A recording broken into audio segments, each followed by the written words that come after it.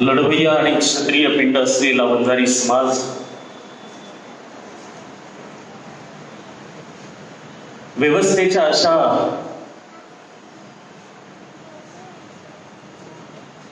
अशा विषण्ण अवस्थेमध्ये पडलेला होता की तो कुठे राजस्थानला होता, कुठे मध्य प्रदेशात होता, कुठे बालाघाटच्या डोंगर रंगामध्ये असलेलं बीड, उस्मानाबाद या भागामध्ये विखुरलेला होता. स्वतःची जमीन नाही, वडिलोपार्जित अशी प्रॉपर्टी नाही, अशा समाजाला एक आध्यात्मिक अधिष्ठान मिळवून देण्याचं काम ज्या वंदनीय संतांनी केलं त्या श्रद्धेय परमवंदनीय भगवान बाबांना सर्वप्रथम अभिवादन करतो. याच राणादऱ्यातला आणि कड्याकोपऱ्यातला माणूस सुद्धा राष्ट्रीय पातळीवर जाऊ शकतो. या देशाला जर भरीव योगदान द्यायचं असेल तर आपण एकतर प्रशासनाच्या व्यवस्थेत असलं पाहिजे किंवा शासनाचं इम्प्लिमेंटेशन जिथे चालतं तिथे सिव्हिल किंवा स्टेट सर्व्हिसेसच्या ब्युरोक्रॅट्स मध्ये असलं पाहिजे. आणि त्याचं राष्ट्रीय पातळीवर अशा पद्धतीचं नेतृत्व ज्या समाजाच्या माध्यमातून एका नररत्नाने केलं, अर्थात समाज पुढच्या त्या प्रगतीच्या अनेक पैलूंना मुकला, ते आपलं सगळ्यांचं दुर्भाग्य. परंतु या समाजाला आपला माणूस तिथपर्यंत पोहोचू शकतो, तो राष्ट्रीय पातळीवर नेतृत्व करू शकतो, अशा पद्धतीचं आत्मबळ आणि आत्मभान ज्या माणसाने जन्माला घातलं, आपल्या प्रत्येकाच्या अंतःकरणात रोवलं, त्या कैलासवासी गोपीनाथ मुंडे साहेबांचं इथे स्मरण होतंय. व्याख्यानं अनेक झाली. आपल्या समाजाचं संघटन करणारे विशालजी आणि आमचे मित्र अमोलजी यांचा मला जेव्हा फोन आला की सर आम्ही एक कार्यकारिणी इथे समाजाची गठीत केलेली आहे आणि 29 तारखेला तुम्हाला इथे यायचंय. मी त्यांना म्हटलं मला क्षमा करा, आम्ही नागपूरला त्याच तारखेला आमच्या संस्थेचा कार्यक्रम ठेवलेला आहे. परत 2 दिवसानंतर फोन आला की सर आपण कसंही करा पण तुम्हाला अकोल्याला यावंच लागेल.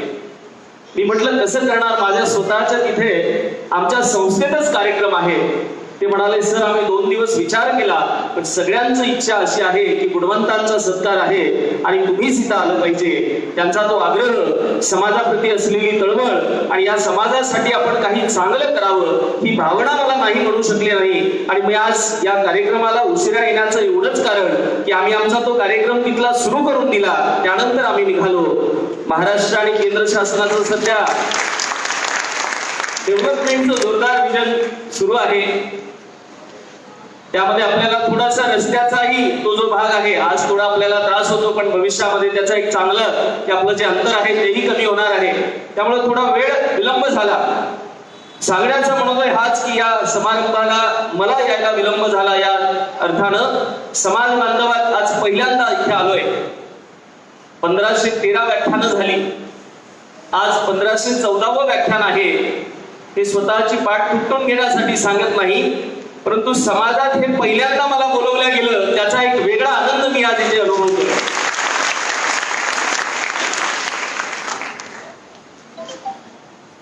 या समारंभाला फार शिक्षण आणि प्रशासनामध्ये दिग्गज असलेल्या मान्यवरांना आपण इथे निमंत्रित केलं. यातूनच आयोजकाची संयोजन जी एक भूमिका आहे ती किती प्रगल्भ आहे या माध्यमातून इथे लक्षात येते. या समारंभाला उपस्थित असलेले कृषी महाविद्यालयाचे आदरणीय डीन सर, माननीय प्रकाश ठाकरे साहेब, एक प्राथमिक शिक्षक ते तहसीलदार असा एक प्रेरणादायी प्रवास ज्यांनी पूर्ण केला ते लोणार नगरीचे नररत्न आदरणीय सुरेशराव घुगे साहेब, विश्वनाथ घुगे साहेब.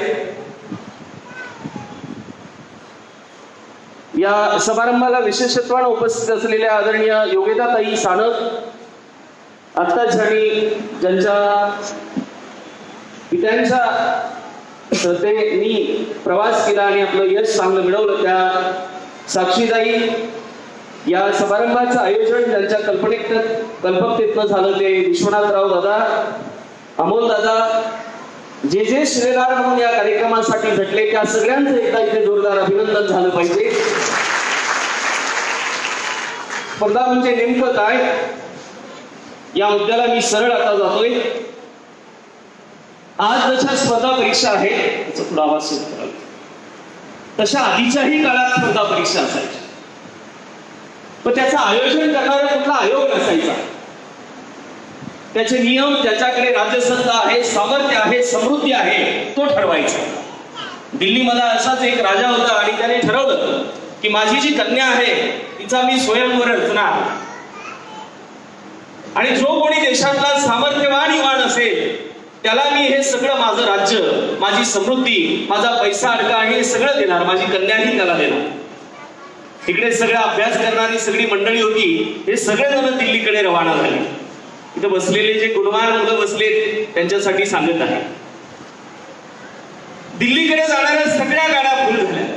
आमचे नागपूर, अमरावती, बुलढाण्याचे 2 दिवस आधीच निघाले की चला लवकर पोहोचता आलं पाहिजे, इकडे अभ्यास करू करू रिझल्ट यायचा पत्ता नाहीये, तिथे जाऊ, स्वयंवर जिंकू, सगळं राज्य मिळेल आणि सुंदर कन्या सुद्धा मिळेल. तिथं गेल्यानंतर बघितलं तर मोठा राजमहल होता. राजमहालाच्या बाहेर प्रचंड गर्दी होती, कारण ते सहज मिळणार होतं, ते भरभक्कम मिळणार होतं आणि ते मलाच मिळालं पाहिजे, विना सायाच मिळालं पाहिजे, ही त्या मागची भूमिका होती.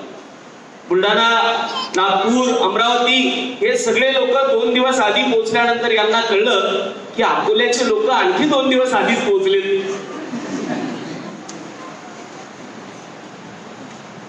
स्पर्धेचा दिवस जसा जसा जवळ आला तशा अनेक रुमर्स, अनेक कल्पना बाहेर पसरू लागल्या की आज अशी स्पर्धा आहे, एवढी अवघड आहे, एवढं कठीण आहे, अशा अनेक चर्चांना उधाण आलं. आणि ज्या दिवशी मुख्य स्पर्धा होती त्या दिवशी मोठा भला मोठा तो दरवाजा होता, तो ओपन झाला आणि ओपन झाल्यानंतर आज बघितलं तर ऑलरेडी तिकडे पश्चिम महाराष्ट्राचे 8 दिवस आधीच येऊन बसलेले होते. विदर्भवाल्यांना गैरसमज होता की आपण लवकर आलो, तोही दूर झाला. आणि आज गेल्यानंतर जिथे मुख्य स्पर्धेचं आयोजन होतं तिथे एक बोर्ड लागलेला होता आणि त्या बोर्डवर लिहिलेलं होतं की सर्व स्पर्धकांना आज मुख्य स्पर्धेत भाग घेण्याआधी एक भला मोठा स्विमिंग पूल आहे आणि तो पोहून आज जायचंय. आता ज्यांना पोहता येत नाही ते आधीच वापस झाले. आणि पोहण्याच्या सगळ्या चर्चांमध्ये एकानं कोणीतरी आपला एक तिथे विचार सोडून दिला की लक्षात ठेवा, आत असलेल्या स्विमिंग पूल मध्ये मोठमोठे विषारी साप सोडलेले आहेत, क्रोकोडाईल सोडलेले आहेत, मगर सोडलेले आहेत. ते असा चावा घेतात की एका माणसाचे 2 तुकडे होतात. अशा अनेक गैरसमजांनी बाजू घेतली आणि सगळेजण माघारी फिरायला लागले. पण आपला विदर्भातला माणूस थोडासा कट्टर, तो म्हणतो एवढे कामाधंदे सोडून इथपर्यंत आलो, जरा मगर असतात कशा बघून तरी घेऊ, जरा क्रोकोडाईल असतात कसे बघून तरी घेऊ. आणि त्याच्यानंतर दुसऱ्या दिवशी सकाळी 9 वाजता ते दरवाजा उघडला. उघडल्यानंतर सगळेजण तिथे काठावर येऊन उभे राहिले. तसे पाणी खोल आहे, निळशार आहे, आत साप नाही, मगर नाही, क्रोकोडाईल नाही, एलिगेटर्स नाही, पण कुणाची आत उडी टाकायची हिंमत नाही, कारण अफवांनी सगळा पेव आणलेला आहे. सगळ्यांच्या डोक्यात एकच आहे की आत काहीतरी भलं मोठं आहे की जे आपला जीव खाऊ शकतं, मारू शकतं. आणि एवढ्यामध्ये 9चे 10 झाले, 10चे 11 झाले, 11चे 12 झाले, 1 वाजायची वेळ आली. कोणी काठावरून मागे सरकत नव्हतं आणि कोणी पुढेही जात नव्हतं. आणि मग संयोजन करणाऱ्या वधूपित्याला वाटायला लागलं आता काय होणार, एवढं मोठं आयोजन केलं, कोणी एखादा स्पर्धक भाग घेईल की नाही घेईल. आणि तेवढ्यामध्ये कोणीतरी पाण्यात उडी टाकली असा आवाज झाला. असा आवाज झाल्यानंतर काठावरचे बघायला गेले, कोण मरायला तयार झाला जरा जाऊन बघ. आणि जो पडला होता तो प्रचंड गतीने पुढे पोत गेला आणि पुढच्या काठावर निघाला.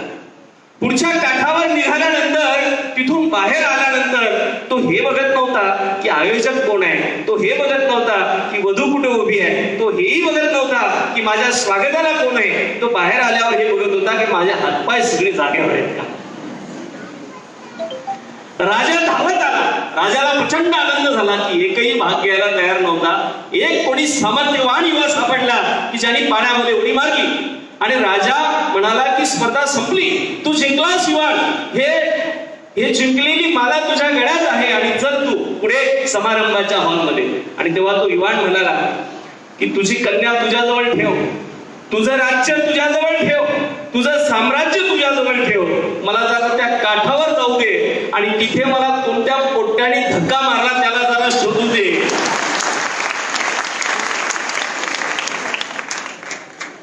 त्याला पहिले ठोकतो.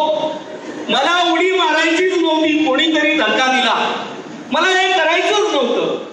राजा म्हणाला, अरे का आतमध्ये साप आहे, मगर आहे, क्रोकोडाईल आहे. राजा म्हणाला, अरे तुला दिसले का दिसले असते तर. राजा म्हणाला, अरे बाळा, ते सगळे गैरसमज होते. समाजामध्ये जी माणसं आपलं स्वतःच स्वप्न निर्माण करू शकली नाही, ते साकारू शकली नाही, अशी माणसं ही सगळे रुमर्स, अफवांची जाळं ही व्यवस्थेमध्ये पसरवत असतात. हे फार अवघड आहे, हे माझ्याकडनं होणार नाही, मी हे करू शकणार नाही. आणि म्हणून अनेक युवा ज्यांच्यामध्ये क्षमता, कौशल्य, गुणवत्ता असून सुद्धा ते आपल्या आयुष्यामध्ये चांगलं काही करू शकत नाही. आणि म्हणून हे धक्का मारण्याचं काम जे तुम्हाला केलंय ना, ते करण्याचं काम ज्यांनी केलं ते वंजारी समाजसेवा फाउंडेशन अकोला यांचं जरा जोरदार अभिनंदन करा. कारण इकडं स्वतःच करता करता आयुष्य पुरत नाही. आणि अशा अवस्थेमध्ये असताना काही लोक बाहेर येतात आणि माझ्याकडून समाजाचं काही संघटन व्हावं हा जो विचार भगवान बाबांनी दिला, ज्या संघटनासाठी गोपीनाथराव मुंडे शिकले, त्या कामाला आपण पुढे नेलं पाहिजे, अशा पद्धतीचं या शिलेदारांचा जो विचार आहे त्यांना तुम्ही सगळ्यांनी सहकार्य केलं पाहिजे आणि पुनश्च एकदा त्यांचं अभिनंदनही केलं पाहिजे. आता आपण विषयाकडे येऊ. गुणवत्ता म्हणजे काय? गुणवान कोणाला म्हणायचं? एखाद्या व्यक्तीच्या गुणपत्रिकेवर आलेली मार्कांची सूज म्हणजे त्याला गुणवत्ता म्हणायचं का? आता सरांनी सांगितलं मी वरपास होतो, मलाही काहीतरी सेकंड क्लास वगैरे होता, त्यानंतर 12वीला तिकडे काहीतरी 79-77 समथिंग पर्सेंटेज होते. आता औरंगाबादला एक गुणवत्ताच्या सत्कार समारंभाला गेलो सर. तिथे सत्कार होत असताना एक मुलगी समोर आली, तिचा सत्कार झाल्यानंतर ती जाता जाता परत मागे आली आणि मला म्हणाली, सर माझे 100% अनाऊन्स केलेत, तसे मला 102% आहे. मी म्हटलं 102 कसे? 100%चीच परीक्षा होती.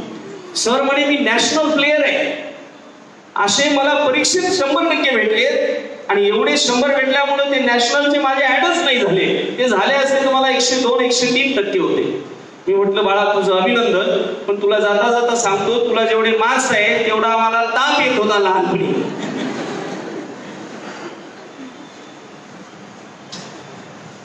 मी आज थोड्याशा गंभीर विषयावर बोलणार आहे, म्हणजे असं तसंच आपण जरा वास्तविकतेकडे जाण्याचा विचार करतोय. गुणवत्ता म्हणजे काय? देहूला जावं आणि परमप्रतिभेचं असलेलं काव्य लिहिणाऱ्या तुकाराम महाराजांच्या त्या इंद्राणीचा संत प्रवाह बघावा, परंतु तुकोबराय कुठे समाजामध्ये सापडतच नाही. तिथून आळंदीला यावं तर तेजस्वी सूर्याची किरण पडणारी माऊलींची जी प्रतिमा दिसते, परंतु 1200 शतकातला असलेला संत माऊलींचा वारसा घेतलेला कोणी युवान आज सापडत नाही. सह्याद्रीच्या दऱ्याखोऱ्यामध्ये जावं आणि तिकडे शिवटेनी गडकोट बघावे, त्या सगळ्या बघितलेल्या गडकोटाकडून सबंध महाराष्ट्राकडे बघावं तर एकाही महाराष्ट्रामध्ये 11 वर्षाच्या आपल्या सवंगड्यांना एकत्र घेऊन चला गड्यांना आपला मार्ग ठरला, आपण झटायचं, आपण मरायचं, आपण खपायचं, परंतु या रयतेच्या सुखासाठी हिंदवी स्वराज्य उभारायचं असं म्हणणारा कुठे शिवछत्रपती दिसत नाही.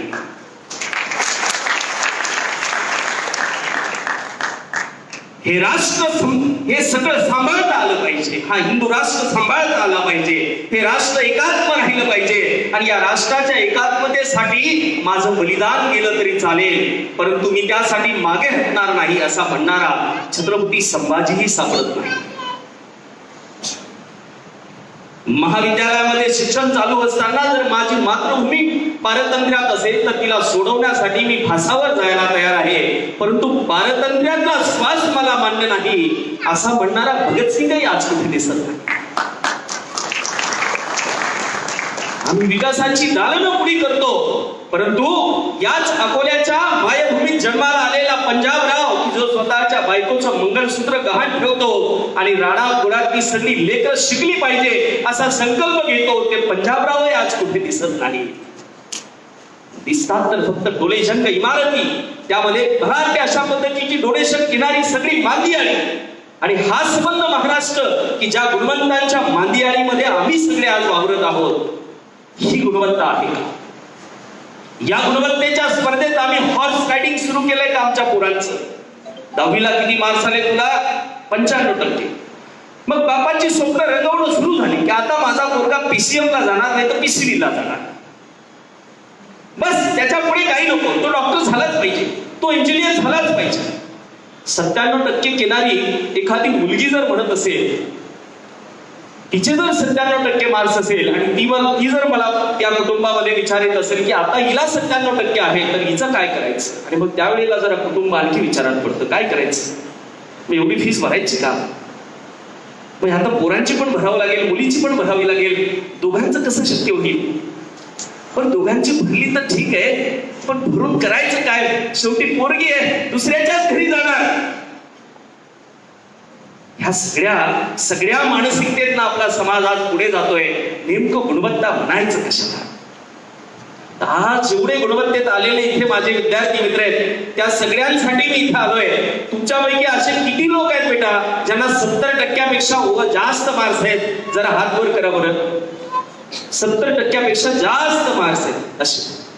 असा अर्धा हात का वर करता? पूर्ण पास झाले का अर्धेच पास झाले? तुम्ही पूर्ण पास झाले ना? एवढे 70% वर आहे. आता खाली हात करू. 50% वर किती आहेत? जरा हात वर करू.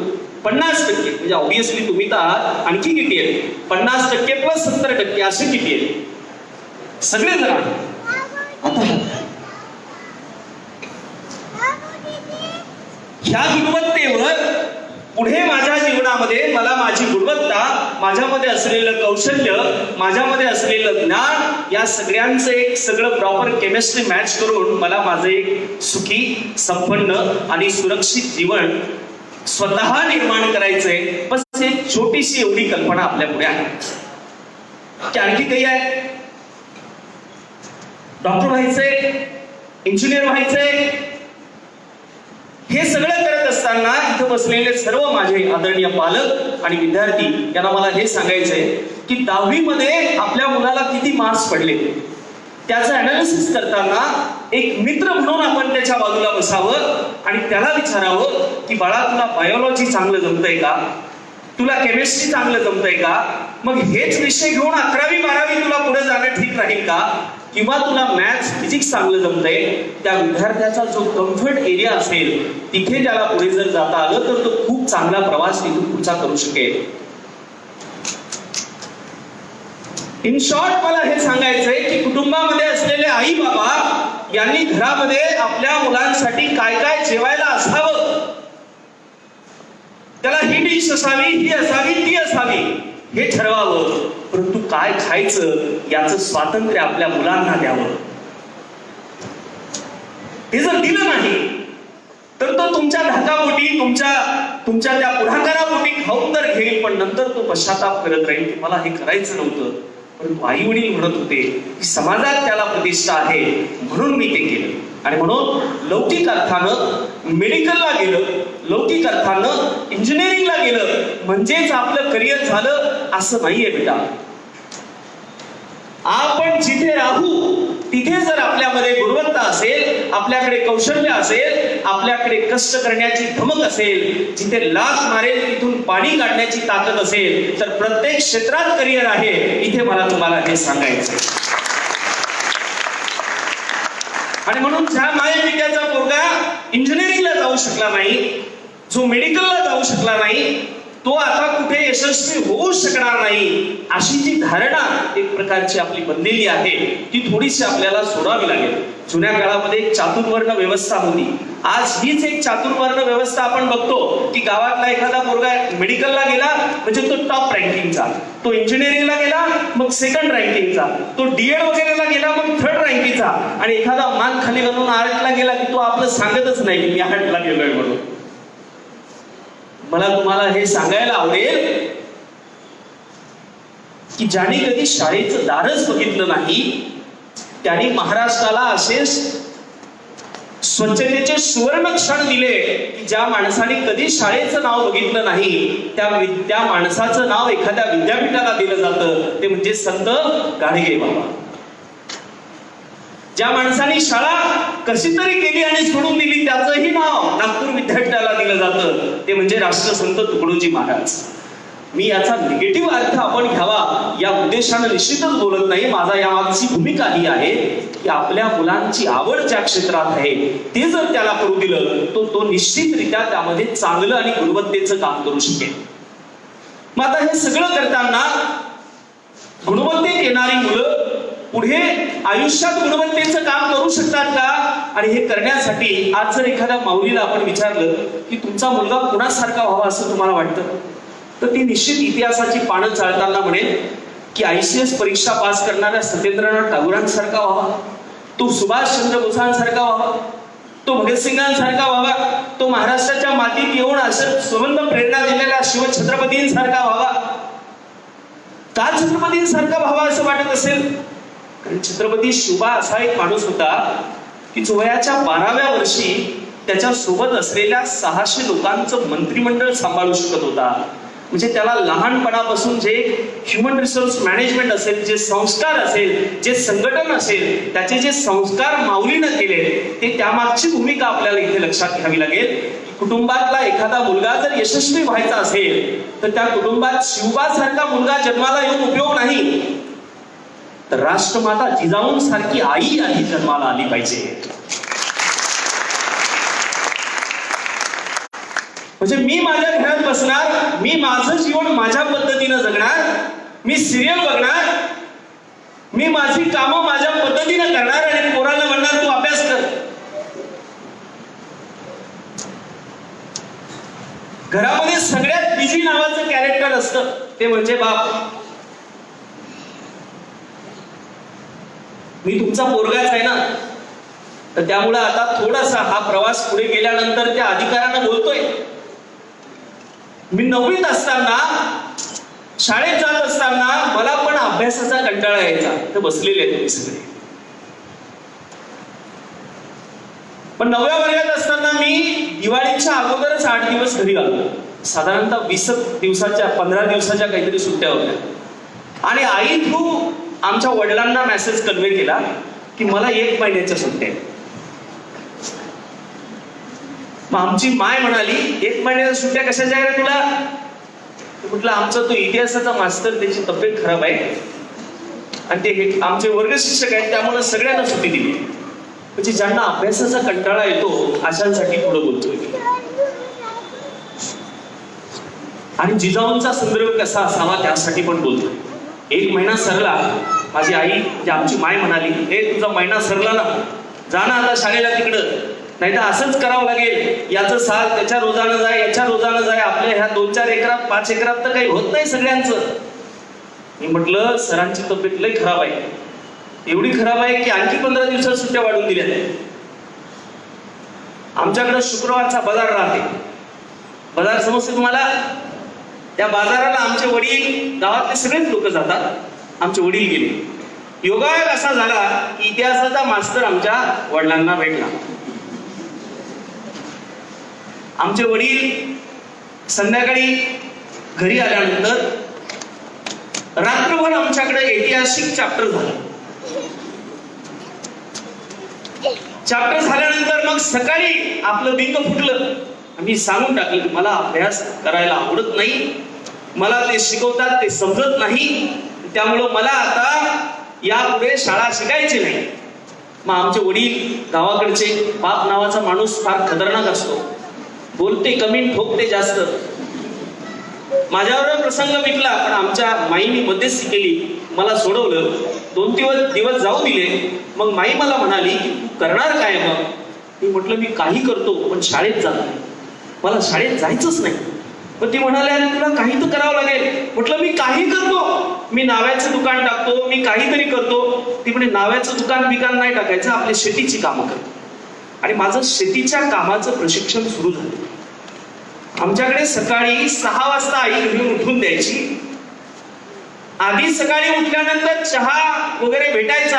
आता शेतीची कामं सुरू झाली तेव्हा चहा वगैरे काही नाही, तोंड पण तिकडच धुवायचं. लिंबाची काडी तोड, तिकडच बैल सोड आणि शेतात पोच.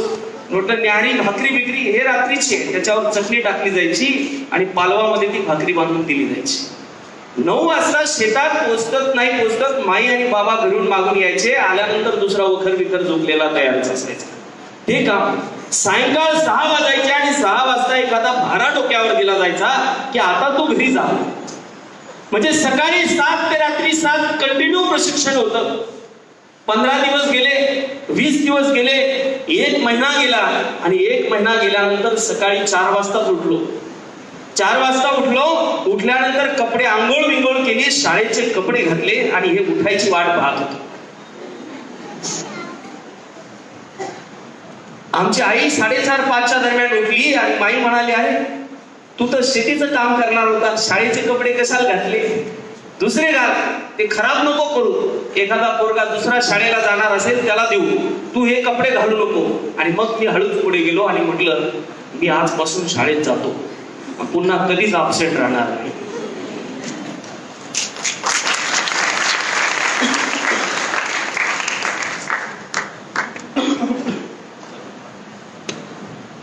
सांगण्याचा मनोदय हा आहे की इथं बसलेल्या मला माझ्या माईनं आणि माझ्या वडिलांनी ते शेतकऱ्याचं प्रशिक्षण दिलं की शेतीचं काम काय असतं,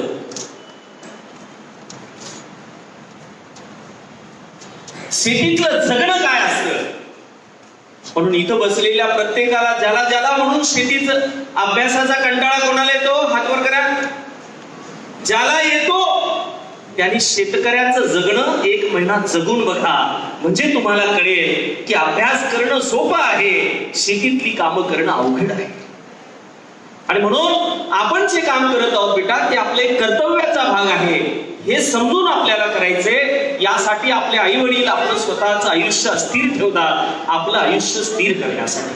आणि म्हणून जशी मला माऊली, माझ्या आईचं माईचं शिक्षण काहीच झालेलं नाही, पण आज मी तुम्हाला सांगतो 1 वर्गही नाही शिकलेली माझी माई, तिची कठोर शिस्त, आपल्या कामातली लगन आणि आपल्या कामाला आणि वेळेला रिस्पेक्ट देण्याचा तिचा ॲटिट्यूड आम्हा सगळ्या भावांना मेरिट मध्ये आणलं आणि सगळेजण आज आम्ही सुखाचे 2 घास खाऊ शकतोय. This is the power of education. I must say की एखादा लौकिक अर्थानं जर एखाद्याकडे 500 एकर जमीन आहे, 1000 एकर जमीन आहे, गाड्या घोड्या आहेत, त्याच्या घराच्या पुढे जर पाटी असेल तर लावते का बाहेर की अमका अमका फलाना फलाना आणि खाली 100 एकराचा मालक लावते?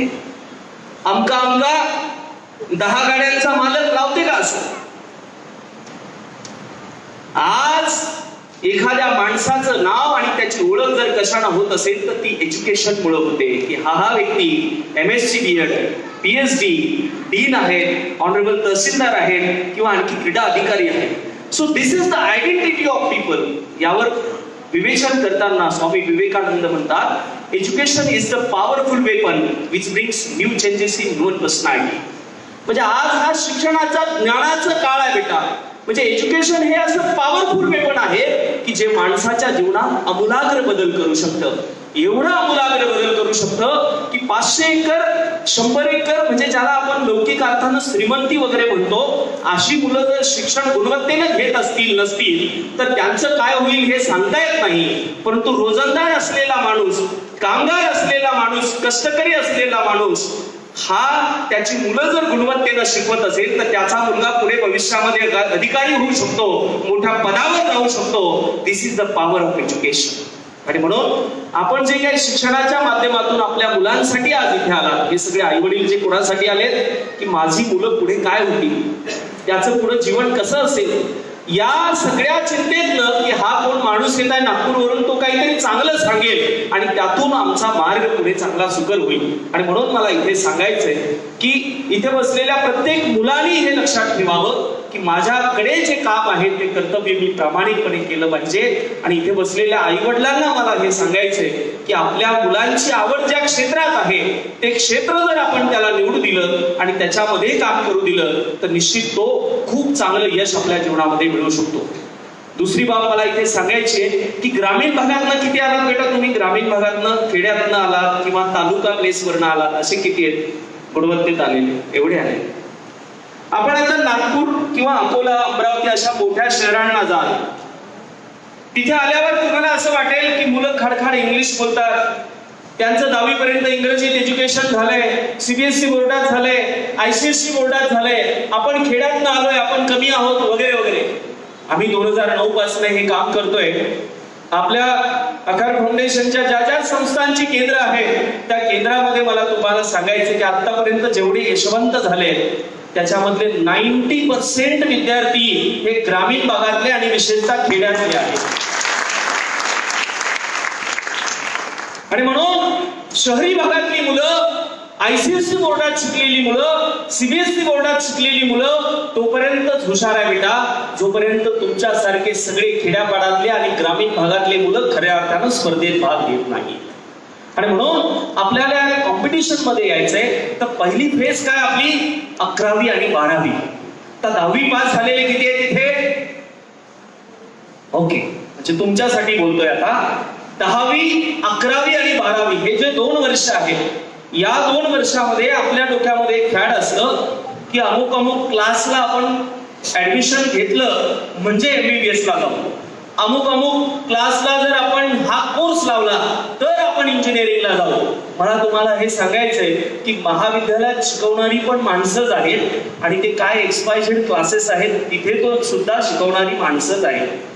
जर तुम्ही यशस्वी होणार असाल, मेडिकल इंजिनिअरिंगला जाणार असाल तर मी म्हणेल त्यातलं सगळ्यात मेन पिलर जर काय असेल ते तुम्ही स्वतः. आणि म्हणून मनात जर आपण असा विचार आला की नाही मला तिकडे ऍडमिशन नाही मिळालं तर आता मला काही माझं खरं नाही, मी यशस्वी होईल का, माझ्याकडनं ते होईल का, मी ते करू शकेल का, असं काहीही नाही. जी माणसं मनात हरलेली असतात ती रणांगणात जिंकू शकत नाही हे आपल्याला लक्षात घ्यायचंय. त्यामुळे तुम्ही कुठेही प्रवेश घ्या, सगळ्यात महत्वाचं हे आहे की जो अभ्यास तुम्ही करत आहात तो समजून घ्यायचा, तो पाठांतर नाही करायचा. 10व्या वर्गामध्ये आपण हे फॉर्म्युले पाठ कर, ते फॉर्म्युले पाठ कर, वर्षभर पाठ कर, सकाळी क्लास, दिवसभर शाळा, संध्याकाळी क्लास, रिव्हिजन, प्रॅक्टिस, घोकम आणि परीक्षेच्या दिवशी ओकम. हे 10वी पर्यंत ठीक आहे. 11वी 12वी हा समजून घेण्याचा फेज आहे, समजून घेण्याचा. कारण या समजून घेण्यावर पुढे आपली एंट्रान्स एक्झाम आहे आणि त्या एंट्रान्स मध्ये जर आपल्याला चांगले मार्क्स मिळाले तर आपला तो प्रवेश आहे. लक्षात येते?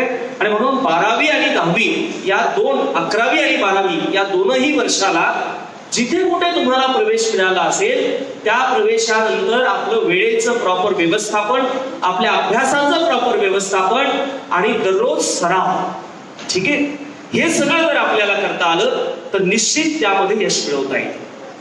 तिसरी बाब मला तुम्हाला ही सांगायची आहे की आपण जो अभ्यास करतोय हा अभ्यास करताना स्वयं अध्ययन जास्त महत्वाचं आहे, ठीक आहे. त्यानंतर तुमच्याकडे किती वेळ उपलब्ध आहे तेही महत्वाचं आहे. आता काही आपल्याकडे ट्रेंड असा आहे की मुलगा सिंदखेड राजाचा आहे पण अकोल्याला तो क्लास करतो इथे, त्याची आई इथे राहते, बाबा इथे राहते, कधी कधी आई बाबा तिकडे असतात, पोरच इथे राहतात. माझं निवेदन आहे तुम्हाला की शक्यतोवर आपल्या जवळ टाका पोरांना, जवळ, म्हणजे तो तुमच्या जवळ असला पाहिजे. दिवसभर त्याला तो काय करतोय, त्याचं खरंच अभ्यासाचं चाललंय का, किंवा तो क्लासला गेला तर बरोबर क्लास तेच काम करतोय का, हे सगळं वेळेचं व्यवस्थापन करत असताना मी म्हणेल पॅरेंट म्हणून आपण तिथं असणं गरजेचं आहे. मी तुम्हाला एक उदाहरण देईन. अमृतेश औरंगाबादकर नावाचा एक मुलगा, या आईवडिलांनी आपली मुलं अशा संस्काराने शिकवली की माझ्या पोराला घरामध्ये अभ्यासाचं कल्चर असावं, त्यामुळं आम्ही टीव्ही बघणार नाही, पण मी सिरियल बघेन, मी चित्रपट बघेन, मी मूवी बघेन, माझ्या मुलाला पण बघण्याचा मोह होईल. तोही म्हणेल मला कार्टून बघू दे आणि मग आम्ही त्याला रागवणार, काही पोरे कार्टून कार्टून कार्टून बघत असतात, पण तोही जाताना म्हणतो काय हा बाप आहे, पिक्चर पिक्चर बातम्या बातम्या बातम्याच बघत असतो. म्हणजे जसं पेरतो आपण तसं उगवतं. आणि मग अमृतेशचे वडील कशाचा छंद लावतात स्वतःला? पुस्तक वाचण्याचा छंद लावतात. आपल्या मुलाला पुस्तकाच्या दुकानात घेऊन जाणं, त्याला नवीन नवीन पुस्तकं वाचायला दिलं, त्याला स्पोर्टच्या ग्राउंडवर घेऊन जाणं, तिथे आपणही थोडा वॉर्मअप करणं आणि याला खेळायला लावणं, हे सगळे एकूण कल्चर त्यांच्या कुटुंबात राबवलं जातो. तोच अमृतेश पुढे IAS होतो. त्याचा सत्कार समारंभ सुद्धा हे आई वडील शेजारच्या घरी असलेल्या टीव्हीवर जाऊन बघतात. मला हे सांगायचं की हे सगळं सॅक्रिफाईस असतं आई वडिलांचं, आणि त्यातून ती मुलं बाहेर येतात. म्हणजे आता इथे बसलेले कोणी घरी अगदी टीव्या वगैरे पॅक करून दुकानाला पाठवून देऊ नका परत. हे सगळं करत असतानाही जर घरामध्ये एक अभ्यासाचं कल्चर एक मेंटेन करता आलं तर आपली मुलं त्या सराउंडिंग मध्ये कॉन्फिडंट फील करतील आणि ते चांगला अभ्यास करू शकतील. दुसरं एक मला तुम्हाला सांगायचं बेटा, एक विद्यार्थी असतो आपल्या देशातला, त्या विद्यार्थ्याला आज तुमच्या आई वडील जसे क्लास लावून देतात, ट्युशनला पैसे देतात, असं कोणी आई वडील एवढे सक्षम नव्हते. मग समाजातली काही लोक बघतात की अरे चांगला पोरगा आहे, अशा समाजातनं शिकून वर आला की जिथे कोणी शिकत नव्हतं. आणि मग सयाजीराव नावाचे एक गृहस्थ असतात, ते त्याला शिष्यवृत्ती देतात, म्हणजे स्कॉलरशिप देतात की जा तू बाहेरच्या देशात जा आणि शिक. त्या विद्यार्थ्याचं त्या PhDचा एक त्याचा अभ्यासक्रम असतो, त्याचा अभ्यासाचं त्या थेसिसचं नाव असतं the national dividend of India, a historical and analytical study. या मुलाला तिथे गेल्यावर हे लक्षात येतं की जो कोर्स मी करायला आलो तो कोर्स कंप्लीट करायला कमीत कमी 4 वर्ष लागतात. हे मी त्या मुलांसाठी सांगतोय की परीक्षा जवळ आल्यानंतर आपल्याला असं वाटतं गॅप घेऊ या वर्षी आणि पुढच्या वर्षी चांगलं करू. या वर्षी चांगला स्कोअर नाही आला तर रिपीट करू PMT, परत पुढच्या वर्षी करू, परत त्याच्यानंतर आई म्हणते मग करू दे या वर्षी पुन्हा. म्हणजे 2 वर्ष मुलगा एंट्रन्सच्याच प्रिपरेशन मध्ये आणि त्याच्यानंतर मग पुढे तो BSc याला त्याला ऍडमिशन घेतो है ना. यांच्यासाठी मुद्दाम सांगतोय. आणि मग त्या मुलाला तिथे गेल्यावर कळतंय की मला 2च वर्ष इथं राहण्याची परमिशन आहे आणि जो कोर्स मी करायला आलोय त्याला किमान 4 वर्ष लागतात. आणि तेव्हा तो मुलगा नियोजन करतो की बाकीचे सहअध्यायी सकाळी जेवायला जातात, सायंकाळी जेवायला जातात, मी सकाळीच अभ्यासिकेला येईल, आधी माझा अभ्यास पूर्ण करेल, नंतर सत्राला बसेल, दुपारचाही वेळ वाचेल आणि सायंकाळपर्यंत अभ्यास करेल. आणि असं जर नियोजन केलं तर निश्चित 4 वर्षाचं काम मी 2 वर्षात करू शकतो. निर्णय ठरला आणि काम सुरू झालं. तो विद्यार्थी सकाळी अभ्यासिकेचा दरवाजा उघडायचा तर 6 वाजता तिथे हजर असायचा. कुणाचा वाढदिवस नाही, कुणाचं लग्न नाही, कुठला एखादा फंक्शन नाही, काही नाही. 2 वर्ष एकच काम आणि ते म्हणजे आपला अभ्यास आणि आपलं ध्येय पूर्ण करणे. आणि तो लायब्ररीत सुद्धा थक्क होतो. अरे हा कुठल्या सणाला जात नाही, हा बिमार पडत नाही, हा 2 वर्ष स्वतःला बिमारही पडू देत नाही. असा हा विद्यार्थी 2 वर्षात आपला थेसिस पूर्ण करतो. तो विद्यापीठाला सबमिट करतो. विद्यापीठ म्हणतं की वेअर इज इंडिया, इंडिया तो अवेलेबल ही नहीं है, उस समय की बात है. त्याच्यानंतर त्या थेसिसचं नाव तो चेंज करतो आणि ते टाकतो national dividend of British India, a historical and analytical study. या मुलाचं नाव सांगता येईल का तुम्हाला? बरं, त्याच्याबद्दल वर्णन करताना वामनदादा कर्डक म्हणतात वो आदमी नहीं जरूर कोई अवलिया था. त्या विद्यार्थ्याचं वर्णन आपल्या काव्य रचनेत वामनदादा करतात की वो आदमी नहीं, वो छात्र नहीं, जरूर कोई अवलिया था. माथे पे उसके ज्ञान का निशान था. पिछड़े हुए को उठाने के लिए झोली फटी रही जिंदगी भर उसकी, लेकिन उस झोली में ज्ञान का विश्व का सर्वश्रेष्ठ भारत का संविधान था. Who was that? He was Bhimrao. So that's a great example for all of us. असे एक्झाम्पल आम्हाला सेट करावे लागतील आमच्या पुढं, मुलांपुढं, की हे बघ बेटा की एवढे सगळे सर्कमस्टन्सेस असताना, एवढे सगळे ऑब्स्टॅकल असताना, त्या सगळ्या सर्कमस्टन्सेस मधनं त्याला चिरून तो बाहेर पडतोय आणि विश्वाला भूषण होईल असं काम तो करू शकतोय, तर तू का नाही करू शकत? आणि म्हणून असे संस्कार आपल्या पोरांना आपल्याला द्यावे लागतील की ज्यातून आपला पोरगा त्या जिद्दीनं उठून तो आपल्या समोरच्या करिअरकडे बघू शकेल.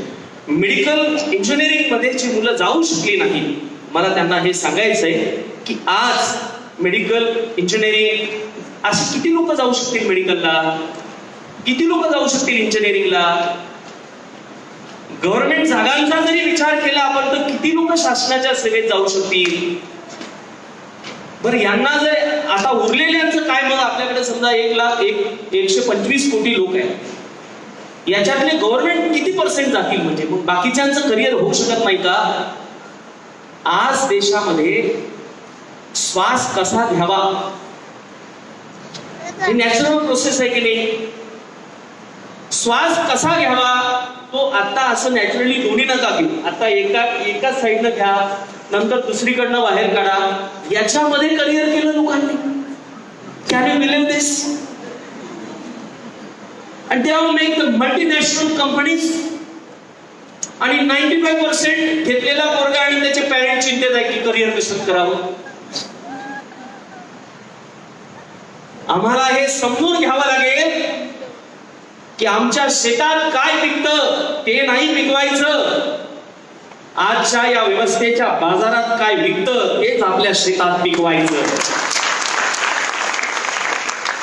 फक्त शाळेत शिकवायची नाही पोरं, शहाणी करायची आहेत आम्हाला की तू जिथं जाशील बेटा तिथे तुझं जीवन तुला सक्षमरित्या उभारता आलं पाहिजे. या व्यवस्थेमध्ये तुझा टक्का हा चालणारा आहे हे तुला सिद्ध करता आलं पाहिजे, हे मला तुम्हाला सांगायचं आहे. आणि म्हणून जेवढे मार्क्स सगळ्यात अधिक ज्यांना पडले, एमपीएससी युपीएससीच्या प्लॅटफॉर्म मध्ये असं म्हटलं जातं की 90%, 95% असे जे मार्क्स पडले, अशा सगळ्या पालकांनी आणि आपल्या मुलांनी जमिनीवर यायचे बेटा.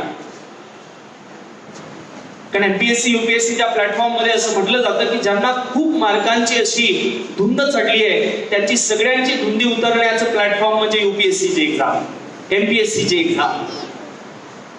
विरोधाभासाला नाही सांगत, आपण केलेल्या त्या कष्टाचं ते फळ आहे. आता खरी जर्नी इथून सुरू झाली आहे.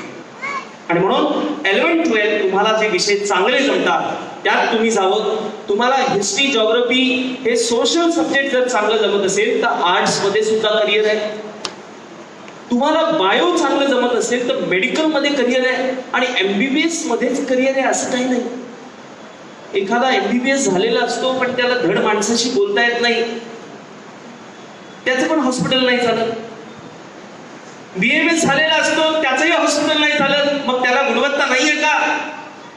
यासोबत आपल्याला एक चांगलं पब्लिक स्पीकिंग, एक चांगलं ह्युमन बिईंग हे सुद्धा आपल्याला शिकत शिकत पुढे जावं लागेल, हेही सुद्धा तेवढंच महत्वाचं आहे. आणि हे करताना मला पुढे सांगायचं की हे झाल्यानंतर आर्किटेक्चर एक चांगली फील्ड आहे. सीए, एखाद्या मुलाला मॅथ्स, अकाउंट, इकॉनॉमिक्स मध्ये जर आवड असेल तर चार्टर्ड अकाउंटंट हे सुद्धा चांगलं फील्ड आहे. म्हणजे तिकडे एखादं असं नाव दिसावं की सीए डोईफोडे, सीए कायंदे है ना, सगळे जोटवाणी, मालानी अशीच नावं का दिसतात. आपल्या मुलाला ते पण करता येऊ शकतं, म्हणजे त्या समाजाचा आनंद आणि गौरवच आहे की ते त्या पदावर जाऊ शकले किंवा त्या एज्युकेशनला घेऊ शकले. पण आपल्या मुलांनी ह्या ट्रॅक सोडाव्या, म्हणजे फक्त डीएड, पोलीस भरती, PSI किंवा आता राज्यसेवेतली पदं, याच्यापेक्षा भरपूर करिअर आहे. हॉटेल मॅनेजमेंट सुद्धा चांगलं करिअर आहे, बिझनेस सुद्धा चांगलं करिअर आहे. आणि म्हणून वेगवेगळ्या वेमध्ये आपला मुलगा जिथे कम्फर्टेबल आहे तिथे त्याला सपोर्ट करणं हेच असायला पाहिजे. नाही तर कुटुंबामध्ये तो 95% आहे आणि मुलगा म्हणतोय की नाही मला सायन्सला नाही जायचं, मला आर्ट्सला जायचं. तो आर्ट्सला म्हटला की घरात भांडण सुरू. 95% असून आर्ट्सला जायचं कोण सांगितलं तुला. एवढे भिकार विचार आले कुठून तुझ्या डोक्यात. आणि हेच वाक्य जर मुलीला म्हटलं तर आर्टला जायला म्हणते, जाऊ दे मग आता तिची इच्छा आहे. अरे एकच माणूस, एकाच कुटुंबातली पोरं, तुमचीच लेकरं, पण फरक का होतो असा. आणि म्हणून जे कॉन्स्टिट्यूशन आमच्या पोरांनी शिकलं की स्त्री पुरुष समानता, हे जरा प्रत्यक्ष कुटुंबात पण दिसायला हवं त्याला. आणि म्हणून एक तुमचा मोठा पोरगा म्हणून या अधिकाऱ्यांना बोलतोय की गुणवत्ता, त्याची प्रतिभा असेल, मुलगी असेल की मुलगा असेल की त्याला जाऊ द्या जरा यशस्वी. तेव्हा या ताईसारखा बाप जर मिळाला तर तीही लेकरं त्याही मुली पुढे अधिकारी झाल्याशिवाय राहणार नाही. आता आपण जबाबदारी बघितली बेटा. आता एक शेवटचं बघायचंय आपल्याला की असं काय करू मी की जे केलं म्हणजे निश्चित मला त्या ध्येयापर्यंत पोहोचता येईल. आता 10वी पर्यंत आता तुमचं शिक्षण झालंय ना. इतिहास होतं का तुम्हाला? थोडस आपण 2 मिनिटात मागोवा घेऊन टाकू. 1885 ला राष्ट्रीय सभेची स्थापना झाली होती का? ॲलन ॲक्टिव्हन हिम, उमेशचंद्र बॅनर्जी हे सगळे लोक होते का? 86 ला पहिलं दुसरं अधिवेशन होतं, दादाभाई त्याचे अध्यक्ष असतात. 85 ते 1905 मवाळ कालखंड आहे. थोडस पोरांसाठी घेतो आणि मग तिकडे येतोय आपल्या सगळ्या कन्क्लुजन कडे. 1905 ला सगळे गुणवंत आहेत ना, जरा ताट मानेनं बसूया. इकडे जाऊ का? अशीच असावी माठ ताट मान, फक्त इथेच नाही आयुष्यभर गर्वानं नाही सन्मानानं जगण्यासाठी. आणि ते सन्मानानं जगण्यासाठी आपल्याला त्या पद्धतीचं करिअर करायचंय. मी इथूनच बोलतो that will comfortable to all of, म्हणजे मागची जी बाल्कनी त्यांनाही कम्फर्टेबल असेल. तर 1905 पर्यंत हा मवाळ कालखंड आहे. याच्यामध्ये दादाभाई नौरोजी आहे, जे पुढे विल्सबरी मतदारसंघातनं तिकडे ब्रिटनच्या पार्लमेंटमध्ये मेंबर ऑफ पार्लमेंटमध्ये जातात. 1905 ला तिकडे बंगालची फाळणी, 1906 ला मुस्लिम लीगची स्थापना, 1907 चा सुरत अधिवेशन, 1908 ला तिकडे टिळकांना शिक्षा होते, 9 ला मोर्लो-पिंटो ऍक्ट आहे. हे मी इतिहासाचं लेक्चर घेत नाही, फक्त तुम्हाला एका टप्प्यावर आणायचंय मला, म्हणून थोडासा मागोवा घेतोय पोरांसाठी. थोडं रिव्हिजनही होऊन जाईल तुम्हाला. 11 ला ती फाळणी रद्द होते, 12 ला टिळकांना सुटका होते, होमरूलमध्ये टिळक एंगेज होतात अॅनिबेझन सोबत, 14 ला हिटलरमुळे पहिलं महायुद्ध जगावर लागलं जातं आणि गोखलेंच्या आग्रहास्तव 1915 गांधीची भारतामध्ये एंट्री होते. 16, 17, 18 चंपारण्य, गिरणी कामगार अशा अनेक संप गांधी करतात. आणि पुढे 1919 8 ला रोलेट नावाचा एक कायदा येतो, रोलेट ऍक्ट. त्याच्या विरुद्ध सभा होते, जालियनवाला बागात त्याचं हत्याकांड होते. 20 ला असहकार आंदोलन येते, 20, 21, 22 असहकार चालते, 22 ला चौरी चौराची घटना होते आणि असहकार मागे घेतलं जातं. 23 ला स्वराज्य पक्ष, 24-25 त्याचं काम चालतं. CR दासांचं 25 ला निधन होतं आणि स्वराज्य पक्ष पुन्हा राष्ट्रीय सभेत विलीन होतो. आपल्याला जिथे यायचं ते 1926 आहे, जिथे हिंदुस्थान सोसायलिस्ट रिपब्लिकन असोसिएशन संघटित झालं होतं. जरा पुढचा फटका मारून घेऊ म्हणजे प्रवासाचा. 26 ला सायमंड, 27 ला तुमची घटना असावी म्हणून त्यावर काम करा, त्याचं निवेदन 28 ला सादर केलं जातं, ते म्हणजे नेहरू रिपोर्ट. 29 ला लाहोर अधिवेशन, 30, 31, 32 ला राऊंड टेबल कॉन्फरन्स, 35 ला भारत सरकार कायदा, 36 ला फैजपूर अधिवेशन, 37 ला प्रांतिक निवडणुका, 39 ला सेकंड वर्ल्ड वॉर, 42 च्या दरम्यान चले जाओ मुवमेंट, 43, 44, 45, 46 भारताच्या स्वातंत्र्याचे सगळे ते कमिशन, राजाजी योजना, वेवेल योजना, माउंट बॅटन योजना. 14 ऑगस्ट 1947 ला पाकिस्तान म्हणून वेगळं राष्ट्र स्वतंत्र आणि 15 ऑगस्ट 1947 ला भारत स्वतंत्र. मी म्हणलो होतो 26 ला आपण इथे येऊ. 26 ला गो बॅक सायमंडचे नारे लागले आणि याच्यामध्ये लालाजी, लालबाल पाल मधले जे लाला लजपत राय असतात ते मोर्चाचं नेतृत्व करत असतात. आणि पोलीस अधिकारी असतो, तो येतो आणि लालाजींना धक्का देतो. मोर्चेकरी विथरतात. लालाजी त्यांना हात जोडतात की आम्ही फक्त निवेदन द्यायला आलोय की हे तुमचं सायमंड परत जाऊ द्या, आमचं निवेदन लेफ्टनंट गव्हर्नरला देऊ द्या, आम्ही परत जातो. तेव्हाच तो सँडर्स येतो आणि लालाजींवर लाठीचार्ज करतो. लाठीचार्ज एवढा मोठा होतो, 1 तास त्यांना उचलू दिलं जात नाही तिथनं आणि त्याच्यानंतर रक्तस्राव बराच होतो. साधारणतः 8-10 दिवसानंतर लालाजींचं निधन होतं. ही वार्ता हिंदुस्थान सोसायलिस्ट रिपब्लिकन असोसिएशनला कळते. चंद्रशेखर आझाद, भगतसिंग, सुखदेव आणि महाराष्ट्राचा भूषण असलेला राजगुरू या संघटनामध्ये असतो. आणि सँडर्सचा बदला घ्यायचा, लालाजीच्या वधाचा बदला घ्यायचा अशा निश्चयाने हे तरुण निघतात. हा सगळा सीन मी सांगत बसत नाही. ज्या वेळेला सँडर्स एका कार्यक्रमावर येत असतो, हा एक नाट्यंकामध्ये रंगवलेला क्षण आहे, त्यातला मॉरल तेवढा घेण्यासाठी आपण इथे घेतोय. आणि तिथे सुखदेव पुढे दबा धरून बसलाय, मागे राजगुरू आहे आणि एका बाजूला एका झाडाच्या दुसऱ्या तिसऱ्या फांदीवर भगतसिंग लपलेला आहे. समोर फायर चालतं. तो जो सँडल्स असतो त्याचे दोन अंगरक्षक पुढच्या त्या फायरिंगला एंगेज करतात.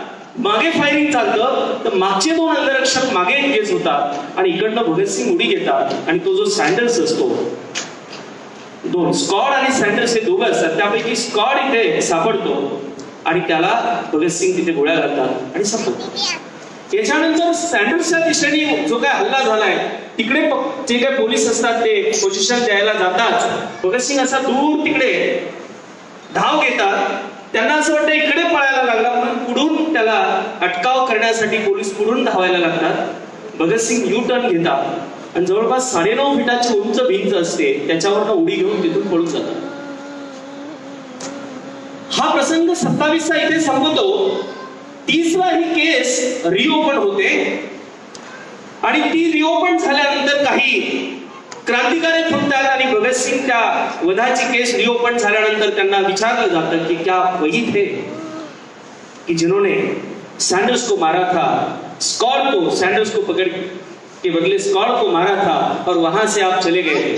आणि त्या डिबेट मध्ये तो पोलीस सांगतो की ये इतना पागल है साहब कि 9.5 फीट की दीवार से कूद के चला गया था. त्या नाट्यरंगामध्ये तो प्रसंग असा तो भगतसिंग उत्तरलेला सांगितला जातो कि त्याला विचारलं जातं की आप उस 9 फीट की दीवार से कैसे कूद के चले गए थे.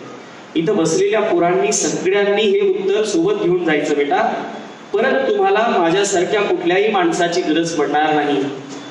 भगतसिंग त्याचं उत्तर देताना म्हणतो कि उस 9 फीट की दीवार को कूदना ही है, उसके सिवा मेरे पास कोई दूसरा रास्ता नहीं था. एक ही रास्ता था, उस 9 फीट की दीवार को कूदना ही है, वहां से जाना ही है, वो एक ही रास्ता था. उस 9 फीट की दीवार पे मैंने अपना दिल फेंक दिया, जिस्म का पता नहीं जैसा शायद अपने आप चला गया. म्हणून मला हे करायचंच आहे, मी हे करू शकतो, जे येत नाही तिथून सुरुवात करेल, अशा पद्धतीचा दुर्गम इच्छावाद, आशावाद आपण मनामध्ये ठेवायचा. मग तुम्ही वरपास असाल तरी सुद्धा त्या विषयात टॉपर येऊ शकता. ते दाता सरांनी तुम्हाला सांगितलं.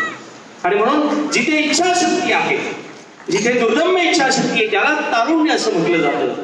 ज्यावर वर्णन करताना विवेकानंद टिप्पणी करतात आपल्या भव्य राष्ट्रमच्या त्या ओव्यांमध्ये. ते म्हणतात कि जो कल ना बदला था वो आज बदलेगा, जो कल ना बदला था वो आज बदलेगा. अगर ढूंढना है तो वही तरुण मस्तिष्क वाला युवा ढूंढो, क्योंकि यही युवा एक दिन यह राष्ट्र बदलेगा. म्हणून हे राष्ट्र बदलण्याचं सामर्थ्य हे आजच्या युवकांमध्ये आहे. आणि म्हणून आत्ताच करायचंय. आपण खूप लहान आहोत मग पुढे जाऊन करणार हा वेळच नाही. आजची जी व्यवस्था आहे बेटा, या व्यवस्थेमध्ये जर आपल्याला स्वतःचा टका या व्यवस्थेत चालू शकेल अशा पद्धतीनं सिद्ध करायचं असेल तर समाजाच्या दृष्टीनं लौकिक अर्थानं ज्या पोझिशन आहे तिथे आपला जाण्याचा प्रयत्न असावाच. पण त्याच्यासोबत माझ्या पोटाला 2 घास पोटभर मिळाले तर मी समाजाचं काही देणं लागतो. मी जिथून आलो त्यालाही हात देऊ शकलो पाहिजे. असं मला काही करता येईल का याचा सुद्धा विचार आपल्याकडनं झाला पाहिजे.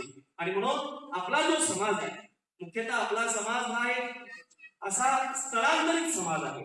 राजस्थान मधनं आपण आलो, काही मध्य प्रदेशात स्थायिक झाले, काही आपण इकडे मराठवाडा इकडे स्थायिक झालो.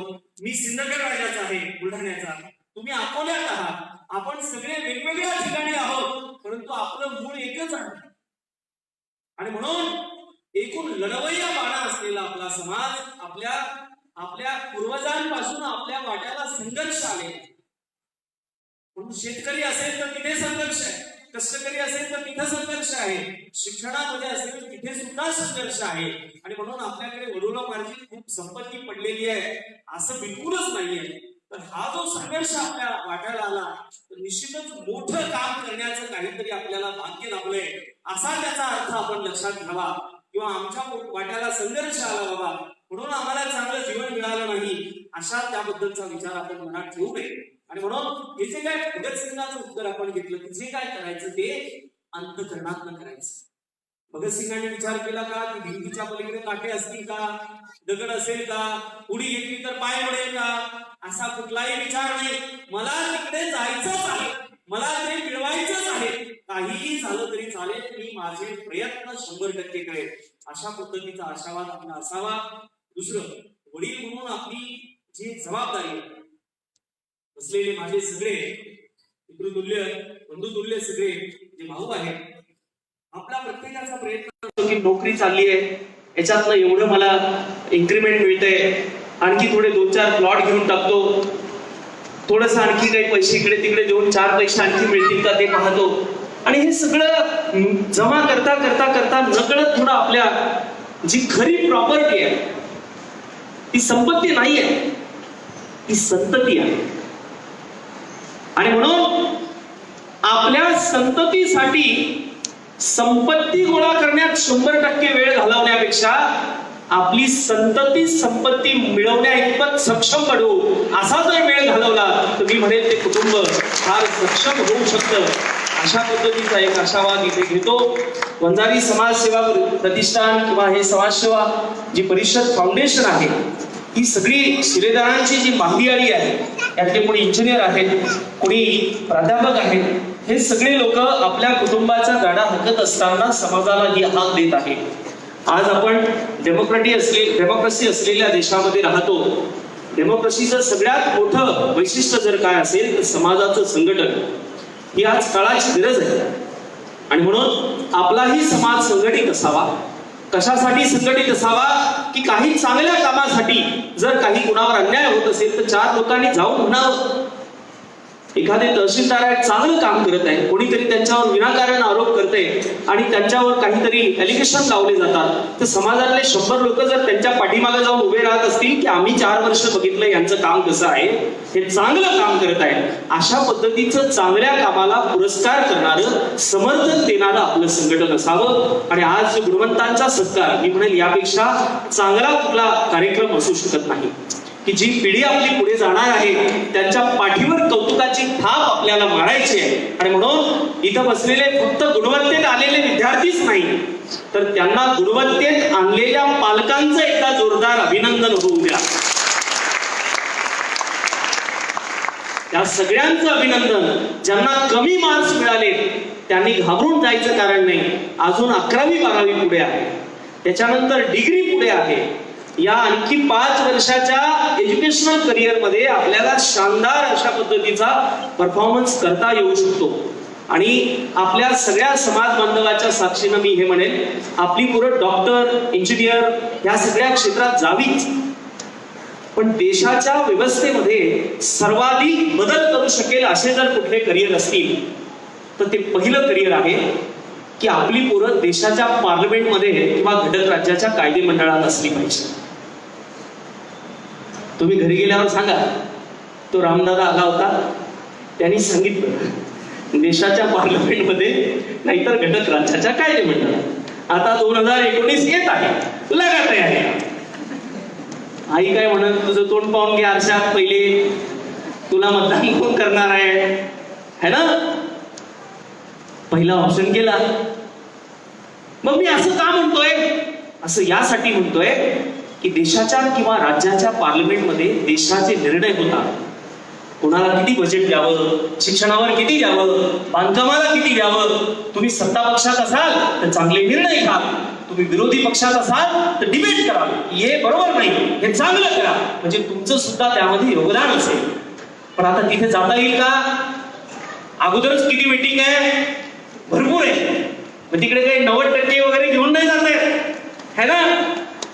दुसरा एक मार्ग आहे, ज्या पार्लमेंटमध्ये डिसिजन होतात, ज्या घटक राज्यामध्ये धोरणात्मक निर्णय घेतले जातात, त्याचं इम्प्लिमेंटेशन हे ब्युरोक्रॅट्सकडे, आणि ते निवड करण्याचं काम देशाच्या पातळीवर UPSC करतं, युनियन पब्लिक सर्व्हिस कमिशन, आणि राज्य पातळीवर MPSC करतं, महाराष्ट्र पब्लिक सर्व्हिस कमिशन. या प्रशासनातल्या अधिकारी पदावर जा. डॉक्टर, इंजिनियर भरपूर झाले आपले, आता कमी झाले का? खूप झाले. किंवा डॉक्टर व्हा आधी, आपल्या आई वडिलांची इच्छा आहे की पोरगा डॉक्टर झाला पाहिजे, डॉक्टर व्हा आणि डॉक्टरचं डिग्री एज्युकेशन करत असताना स्पर्धा परीक्षेचा अभ्यास करा. इकडनं तुमची डिग्री कंप्लीट करा आणि वयाच्या 21व्या वर्षी IAS IPS व्हा. अशा पद्धतीचं काही मोठं काम करण्यासाठी आपला जन्म झालाय, हे पहिलं ध्यानात घ्यायचं. 25 वर्षाआधी परिस्थिती कशी होती की आई वडील शेतात रोजानं इकडे तिकडं, मग पोरगा डीएडला जरी लागला तर जिल्ह्यात सगळ्यात मोठं कौतुक होतं. मी 99चा म्हणजे 98ला 10, 2000चा 12 ते आमच्या बॅचला जो इंजिनियर लागला होता सावखेड नागरेचा पोरगा सर, आम्ही त्याला बघायला गेलो होतो कसा असते भाऊ इंजिनियर, बघून घेऊ. आता असं बाहेर निघलं तर तुम्हाला इकडे चहाच्या दुकानावर 2-4 इंजिनियर भेटून जातील. ते म्हणाल मी सिव्हिल करतोय, हे म्हणते मी मेकॅनिकल करतोय, है ना. आता संदर्भ बदलले बेटा. Engineering, medical, BMS, it is just a graduation. Okay. आणि म्हणून त्याच्या पुढे आता करिअर आहे आणि म्हणून या 2 करिअर मध्ये आपल्याला जाता आलं पाहिजे, जेणेकरून आपण जास्तीत जास्त सर्व करू नेशनसाठी. मग आता त्याच्या पुढची आपल्या समाजाची एक छोटची समस्या आहे, ती जरा मला घेणं गरजेचं वाटतं. गावाकडे गेलं तर गावातलं सगळं टॅलेंट तालुक्याला जिल्ह्याला येऊन सेट झालं. शिक्षक लागला तालुक्याला, डॉक्टर झाला जिल्ह्याला, आणखी मोठ्या पदावर गेला की तो अगदी राजधानी उपराजधानीतच राहतो. आणि म्हणून ज्यांनी गावाच्या विकासाकडे थोडंफार लक्ष द्यावं, असं ज्यांच्या टॅलेंट आहे, क्षमता आहे, गुणवत्ता आहे, हे सगळं टॅलेंट शहराकडे यायला लागलं. आणि गावाकडे ती अशी टीम राहिली की ज्यांच्याकडे आशा होती की आपली पोरं पुढे येतील आणि काहीतरी गावाचा चेहरा मोहरा बदलतील. ही एक समस्या आहे. आणि दुसरं, ज्यांनी सबंध आयुष्य खर्ची घातलं, पोरांना शिकवलं, लहानचं मोठं केलं, ती 60-70 वर्षाच्या पुढे गेलेली माणसं बिनकामाची होऊन बसली. त्यांना कोणी विचारातच घेत नाही, यांना काही समजत नाही म्हणते. यांच्या काळात असंच होतं, आमच्या काळामध्ये आम्ही असं वागलो म्हणून हे छान झालं. आणि म्हणून फक्त चांगल्या चांगल्या कौतुकाच्या थापा मारून चालणार नाही. आपल्या समाजाला आपल्या वृद्ध आई पित्यांनी आपल्याला इथपर्यंत आणलं, त्याची ती कृतज्ञ भावना ठेवावी लागेल आणि आई वडिलांचं संगोपनही चांगल्या काळजीनं करावं लागेल. तर खऱ्या अर्थानं गुणवान विद्यार्थ्याचा आणि गुणवत्तेत आलेल्या आई वडिलांचा सत्कार झाला असं मनोमन म्हणता येईल. जे आज गुणवत्तेत आले, तुमची गुणवत्ता, तुमचं काम, कष्ट आणि एक माणूस म्हणून तुमची ओळख, एक चांगला प्रामाणिक माणूस म्हणून तुमची ओळख निर्माण झाल्यानंतर असं काय आहे लाईफ मध्ये जे मिळवलं म्हणजे सर्वोच्च झालं. IAS मिळवलं म्हणून सर्वोच्च झालं, मंत्री झाला म्हणून सर्वोच्च झालं, हे नाहीये बेटा. काय आहे सर्वोच्च की आपला एखादा मुलगा जो त्याच्या करिअरमध्ये 30-35-40 वर्षाच्या वयात आहे आणि त्याच्या 75-70 वर्षाच्या बापाला आपल्या मुलाचं कार्य कर्तृत्व बघून आणखी 50 वर्ष जगण्याची इच्छा व्हावी, असा मुलगा कार्यकर्तृत्वाने घडावा, हे सर्वोच्च करिअर आहे. अशा करिअरसाठी मी तुम्हा सगळ्या उपस्थितांना शुभेच्छा देतो. मला इथे तुम्ही निमंत्रित केलं, या सगळ्या समारंभाचं एवढं सुंदर आयोजन केलं, याबद्दल मनपूर्वक आभार मानतो. इथे थांबतो. वंजारी समाजातील प्रत्येक युवान पुढे यावा यासाठी प्रयत्नांची जी एक मांदियाळी या व्यवस्थेच्या माध्यमातून चालली आहे, त्यांच्या त्या कार्याला सर्व परीनं माझ्या परीनं मी सहकार्य करेल. आणि ज्या विद्यार्थ्यांना करिअर संदर्भात काही अडचणी असेल तर मी असं म्हणेल की आज आपल्या या व्यासपीठाच्या माध्यमातून मी मगाशी अनाउन्सिंग करताना ऐकलं की कुठेतरी भगवान बाबांचं स्मारक वगैरे होत आहे. त्या स्मारकामध्ये एक थोडीशी जागा जर अभ्यासिकेला देता आली तर ती आपल्या पद्धतीनं द्यावी. कारण आम्ही आमच्या पोरांना परत तिकडे अंधश्रद्धेकडे न नेता आम्ही त्याला त्या प्रकाशाकडे न्यावं की बाबा हे तू वाचशील तर तुझ्या जीवनाचं भलं होईल. आणि आपल्या आकार फाउंडेशनच्या माध्यमातून गाव तिथे अभ्यासिका प्रकल्प चालतो, त्याला लागणारं जे अकॅडमिक सपोर्ट आहे आणि ती पुस्तकं आहेत ती आमच्या संस्थेच्या माध्यमानं आम्ही त्या प्रकल्पासाठी देऊ. मी पुन्हा एकदा तुमच्या संघटनाचं अभिनंदन करतो आणि इथे थांबतो.